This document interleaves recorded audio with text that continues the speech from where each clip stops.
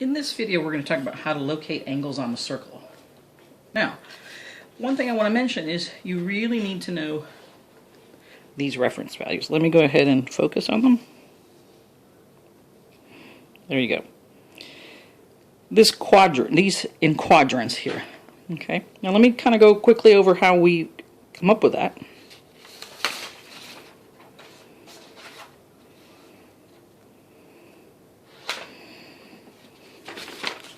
All right, so we know that one revolution, right, starting at 0, of course, and going all the way around is 360 degrees. So how do we get the fourths? Well, in degrees, 1/4 of 360 is 90.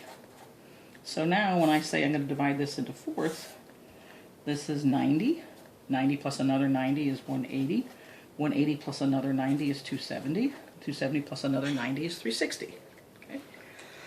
So now let's take a look at the other units of measurement. We also know that in radians, oh, I thought that was a purple, that one revolution is 2 pi.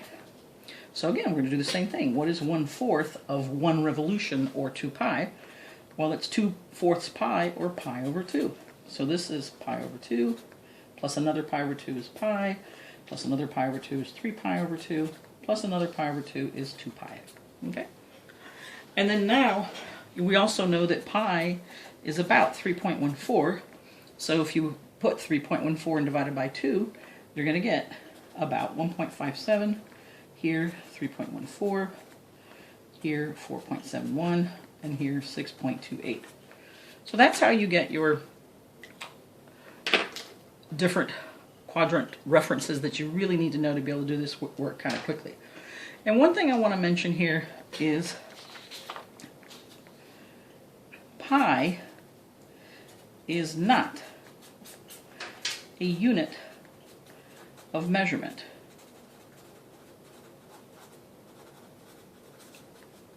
Okay? It's not like when I say 4 inches. Okay? When I say 4 inches, let's say this is an inch. I don't know that it is, but you'll humor me. Then what I'm saying is I have 4 of these, right? Where one of them is 1 inch. That is not what I mean when I say pi. Pi actually has no units.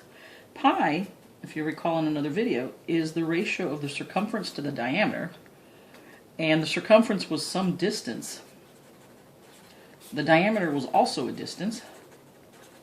So for example, if we had 12.57 miles divided by, let's say, 4 miles, when I divide these two numbers, the units actually cancel out. And what I get is a constant, which we approximate like by 3.14, but because it's an irrational number and goes forever and ever, it's actually this symbol pi. It's the best we can do to represent that.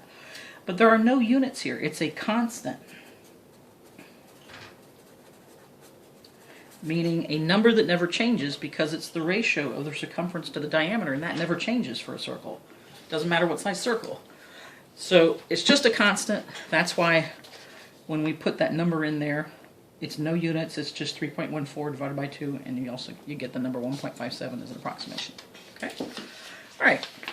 Now let's go ahead and work on, let's see here, some examples. So let's say, for example, you're asked, find or locate 257 degrees, right? So what I want to think in my head is, oh yeah, okay, here's 180, here's 270. Obviously 257 is somewhere in between those two. But I'd like to do a little bit better than somewhere in here. I'd like to get it, is it here, or is it here, or is it here, maybe in thirds of a quadrant or something. So I want to think then, as I'm rotating in this positive direction, how much past 180 is 257? So 257 minus 180 is 77 degrees. But 77 represents what portion of this quadrant? Well, I know one quadrant is 90 degrees. So essentially I have 77 out of 90 degrees, which I can approximate as 80 out of 90, or 8/9. Right? So what I'm thinking then is I would divide this into 9 parts, right? So 1, 2, 3, 4, 5, 6, 7, 8. Sorry, not so good, but you know, if I did it well. And I'd be at the, let's see, 1, 2, 3, 4, 5, 6, 7, 8, 9. All right, so I'd be at about 8/9, right around there. Okay, that would be 257. And I might back off just a tad bit because it's not quite that. But that's a lot better representation than just saying, well, where is 257? Somewhere in here. Okay? All right. Let's take a look at another example. Suppose you're asked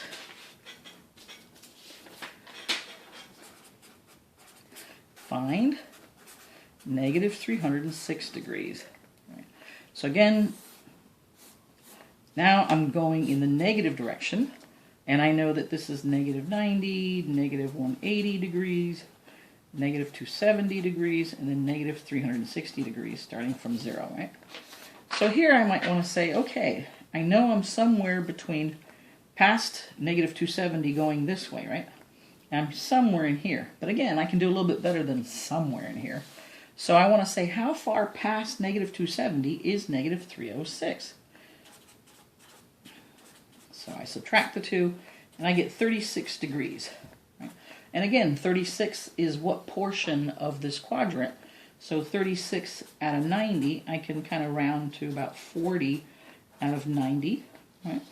And basically say, okay, it's 4/9. So again, I would say something like 1, 2, 3, 4, 5, 6, 7, 8, 9. And I'd say 4/9, 1, 2, 3, 4, somewhere around in here. So negative 306 degrees. Okay?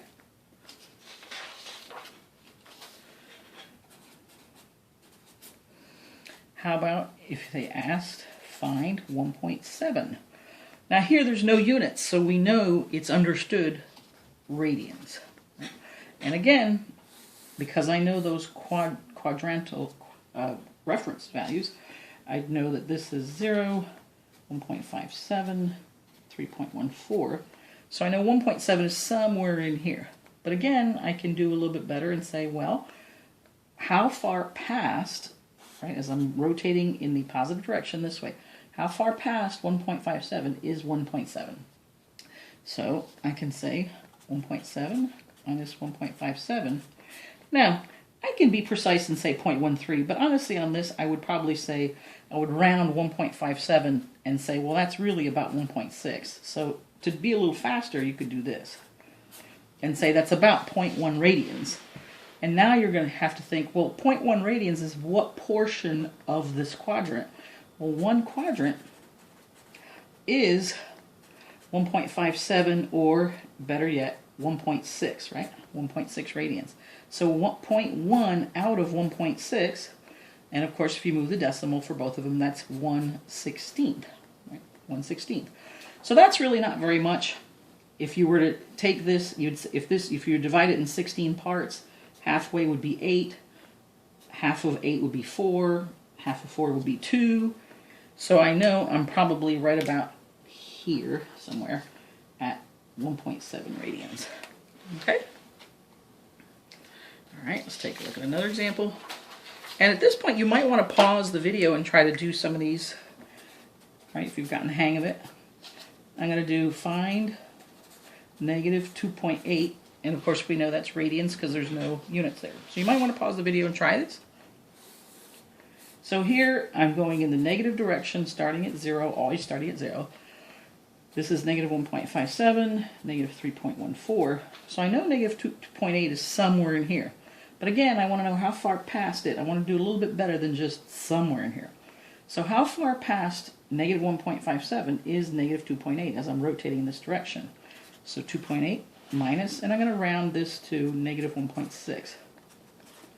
Okay, so I'm going to get, it's 1.2 radians past it. But remember, that's 1.2 out of the whole quadrant, which is 1.6, which is 12/16, or 3/4. So if I look at 3/4 then, and I say, well, let's see, this is half, here's this, here's that. 3/4 would be right about here. Okay, so this would be about negative 2.8 radians. Okay. Next example. Let's say you had find 3 pi over 7. All right, well remember this is 3/7 of pi. And we know that in this system, 0's here, pi is over here. So essentially we want to divide this rotation starting from here going all the way to here, right? We want to divide this rotation into 7 parts and take 3 of them. Now, the halfway point, half of 7 is 3.5. So this would be 3.5 over 7 pi. So then I could say, oh, okay, so then I'd have like 1, 2, 3, 4, 5, 6, and here I'd be at 7 pi over 7. So this would be pi over 7, 2 pi over 7, 3 pi over 7, 4 pi over 7, 5 pi over 7, 6 pi over 7, and finally 7 pi over 7. Right? And we want to be located at 3 pi over 7, which would be right here. Okay? All right. Again, you might want to pause the video and try this next one after I write it out. So find negative 5 pi over 6. Okay. So again, this time we're going in the negative direction, but this is still 0. This is the negative pi going in this direction. And remember, this is negative 5/6 pi, or 5/6 of negative pi. You could also say that, 5/6 of negative pi, where this is negative pi, this rotation. So that means you want to divide this rotation from here to here into 6 parts and take 5 of them. Right? So the halfway point would be negative 3 pi over 6. This would be negative 6 pi over 6. So you'd have, let's see, 1, 2, 3, 4, 5, 6, something like that. Right? So 1, 2, 3, 4, 5, 6. So here would be negative 5 pi over 6. Okay. All right. Now we're going to look at angles. We've looked at all angles that were less than 1 revolution. Now we're going to look at angles greater than 1 revolution. Okay. So for example, say they said find 827 degrees.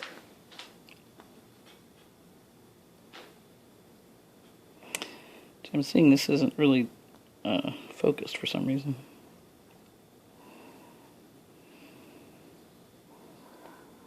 There we go. All right. So on this, what we want to do is back out the full revolutions, because remember, we really want to find a coterminal angle between 0 and 360. So you could do it I'm not saying this is necessarily hard, but you could back out a revolution and get 467 and say, oh, that's still more than 1 revolution. So minus 360 again, subtracting out 1 revolution until you finally get 107 degrees. So that is what's left over when you back out full revolutions, and finding 107 degrees is the same in location as finding 827 degrees. The rotation is different, but the location is the same. Okay, so that's one way of doing it. You could also, I'm just going to say, if you were to, I'll do this precisely and then a little less precisely, but you could instead say how many sets of 360 are in 827. So essentially you'd be dividing 827 by 360, and you would get if you put this in your calculator, 2972. What this means is 2 full revolutions, plus another 0.2972 revolutions. And I'm just doing this so you could see the check. When you do 2 times 360, right, plus 2 times 0.2972, this part, oh, I'm sorry, that's not quite right. 0.2972 times 360. This part will give you the 107 degrees. It'll give you 106.99 degrees. Okay, so just so you can see what's going on here. But what I would do, rather than subtracting, is I would actually say, okay, let's take 827 divided by 360, right? And I put in 2, so you're going to get 720, and when you subtract, there's your 107. That's probably the easiest way that I would do it. And then from there, I would say, okay, here's 0, here's 90, here's 180. I know that it's somewhere in here, right? And I'd say how far past 90 is 107, so 107 minus 90 would give me 17. And I would kind of round that to 20, so 20 out of 90 would be about 2 ninths, right? So remember, this would be 4.5, so this would be about 4, and 2 would be about there. So I'd say 107 would be about 2 ninths of the way right there. Okay. All right, and then let's take another example. Let's say you had 32 pi over 5. Now remember, 1 revolution is 2 pi. In fifths, that would be 2 pi times 5 over 5, which is 10 pi over 5. So obviously 32 pi over 5 is way more than 10 pi over 5, so this is way more than 1 revolution. So you want to back out the revolutions and find out what's left over. It's the leftover part that tells you where you are. Okay? So if we divide 5 into 32, 6 times 5 is 30, so you're left with 2 fifths. So basically 32 fifths pi is the same thing as 6 and 2 fifths pi, which is 6 pi plus another 2 fifths pi. Now this part is basically 3 revolutions, right? 3 sets of 2 pi. So that means I went around the circle 3 times. Well, that doesn't really do anything but put me right back at 0. This is what tells me that's this leftover that tells me where I'm at, the 2 fifths pi. So then I say, okay, I want to divide pi, which is 5 pi over 5. Right?